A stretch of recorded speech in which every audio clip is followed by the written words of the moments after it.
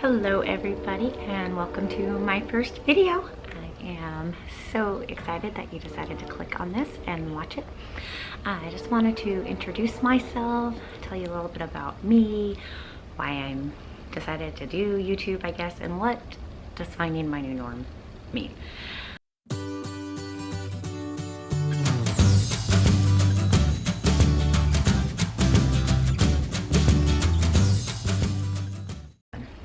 So my name is Sherry. I am a stay-at-home mother of 3.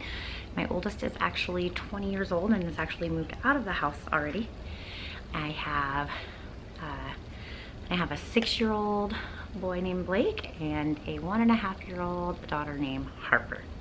So yes, quite the age gap. Anyway, my wonderful husband name is Scott. So there's a quick little bit about me. We bought our house that we're in now. It's an auction house we bought online a few years ago. It's our very first house we ever bought, and we actually bought it sight unseen, town unseen, which is crazy, I know. It's actually a really funny story. Okay, I'll tell you the story real quick. So we planned on buying a house. We wanted to do a fixer-upper, you know, get the sweat equity and whatnot. And so we had been looking online for a while. We hadn't even contacted a real estate agent or anything. We just been looking around, and this house came up on auction. We'd actually done a couple auction houses. We'd bid on a couple auction houses and been outbid, or it was just the reserve was above our, you know, cap range that we had the money to do. So anyway, I'm searching through my phone and I come up with this house, and I'm like, ooh, and I did some research. I was like, I really think that we can get this house. Like, I think that's gonna be in our price range. And so I went into the kitchen where my husband was, and he was in there cooking lunch or dinner. He was cooking, he was doing something in the kitchen. So I show him this house that I've got, and I'm like, hey, look, you know, like, I think we can get this house, and it's 3 bedroom, it's 2 bath, you know, and so it'll fit us. And this was before Harper. So we just had the 2 kids, and they were both living at home. So anyway, he was like, oh yeah, honey, that looks nice. I was like, okay, well, I'm gonna bid on it, because I think we're gonna get it. Oh yeah, okay, that's great. So I go and I bid on it, and it takes the bidding process. I hit it right at the very beginning, and then if somebody else, so hang on, back up. So I bid, and it was like, you met the reserve. So if you bid the first time and you don't make the reserve, like, you have to keep increasing your bid until you've made the reserve, or you just don't increase your bid because you don't want to spend that much money on the house. Anyway, so it's like, oh yeah, you met the reserve. I'm like, oh yeah, great. So it takes, I think it was 3 days, and so I followed the process, and nobody else was bidding on the house. And so a couple days later, I go up to my husband. I'm like, hey, guess what? We won the bid on the house. He's like, what house? What do you mean, what house? What house are you talking about? I'm like, the house I talked to you about a few days ago. And you said, yeah, it looks great, bid on it. He's not a good multitasker. He doesn't recall anything that I said to him at all. Didn't recall the house, nothing. So yeah, I pretty much bought a house online kind of without my husband knowing about it. We laughed at it then, and we will laugh at it now. So yeah, so we jumped in the car and drove down to drive by the house that we had bought. You're not allowed to go on the property with an auction house. You're not allowed to tour it because it's trespassing until you've actually closed on the house. So anyway, we drove down to this town we'd never been to, and then drove by the house, and it actually turned out to be a great experience. We love the house. We actually met and are friends with the previous owners of the house, and they're really nice people, and we're actually, yeah, we're friends with them now. So it turned out to be a really good process, a good thing in our life. You know, you hear a lot of horror stories. You know, you buy a house on auction and you never know what you're going to get. You never know what the previous owner is doing in the house, and are they going to destroy it? Are they going to take all the wiring? Are they going to just smash holes in the walls? And it was nothing like that. It was really great. Anyway, that was kind of a long-winded story. Sorry about that. So yeah. So we bought our auction house and we closed and we came down here and you know, cleaned it up so we could, you know, move in with our kids. And we really thought we were going to do things a lot faster in the house than we have done. So it was just kind of like a slowly working on it. We'd actually just found like some sweet paint, and so we painted the inside real quick and, you know, cleaned everything up and like spray painted the cupboards, and honestly a lot of the spray paint went on the floor, but it was like, it doesn't matter because we're gonna gut it soon and we're gonna fix up the whole thing. And then so, you know, you're slowly working on things, and then life happens and it gets in the way and you kind of just stop working on things for a while. Okay, maybe that's just what happened to us. Anyway, so in this process, I got, I guess what you could call, sick. I've had health issues for a really long time, and I can dive into that deeper maybe in some other show, maybe a Q&A if people are more interested in all the different health issues and whatnot that I have. But to make this story a little shorter, so yeah, we decided, like, okay, that's it. That's enough is enough. We need to dive into this project and we need to get it all done. And right around that time when we decided, okay, yes, let's do that. We're gonna buy an RV. We're gonna live in the RV out in the yard, so we can just take everything out of the house, you know, gut the house and get it all done at one time. Is right around when I just started not feeling well. I was tired constantly, and I don't mean like, oh, I'm tired, I need to take a little nap. I mean like I can work and do something for maybe about 10 minutes and I'm literally walking into walls, literally.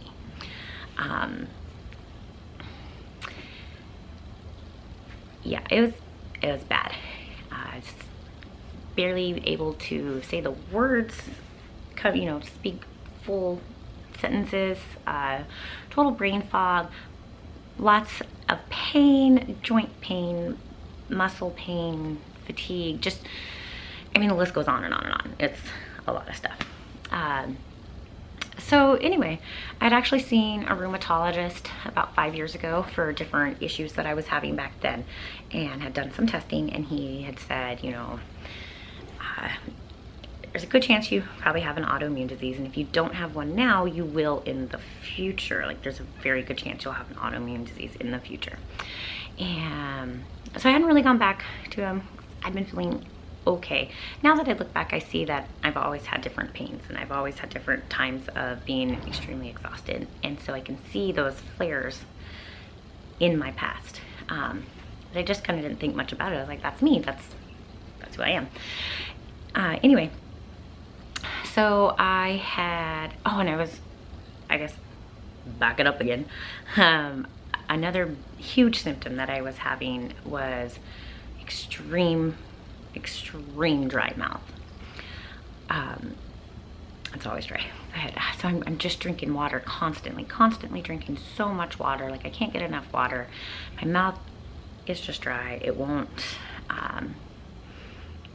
you can never quench that in my mouth.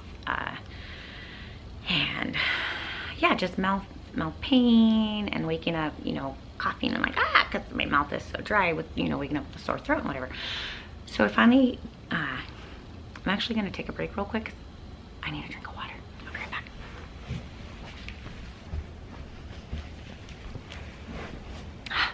Sorry. Thank you.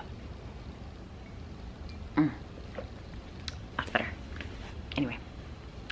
So I called my old rheumatologist, and they got me in pretty quick and did some more testing and went over my new symptoms, and he said, well, I'm fairly certain that you have Sjogren's, which is a systemic autoimmune disease, which is kind of from doing, you know, a little bit of Google research, which you're never supposed to Google your symptoms. Anyway, that is kind of what I had decided that I probably had. So I said, okay, so do you think that I have that then? And he said, well, I don't know. There's a good possibility it could be lupus as well, which is another systemic autoimmune disease. So he says, in the meantime, we're just going to label you undifferentiated connective tissue disease. It's a big mouthful. Until we lower down whether it's Sjogren's, lupus, or both working together. He said it doesn't really matter because the treatment's the same. Okay, awesome. So I have started the treatment for these, and it takes a long time.